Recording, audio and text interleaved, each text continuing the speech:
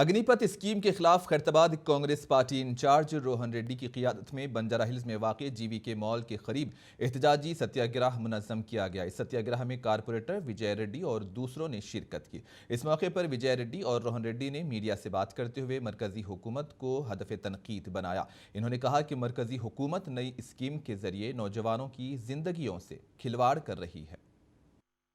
अग्निपथ जो सैनिक पे एक हथौड़ा जैसा है, सैनिक बनने के लिए जो यूथ आगे आ रहे हैं उन पे हथौड़ा मारा जैसा एक है, उसको अगेंस्ट कांग्रेस पार्टी एक कॉल लिए और उसको प्रोटेस्ट में आज सत्याग्रह करके एक मैसेज देना चाहती है यूथ को कि हम आपके साथ हैं। जितने भी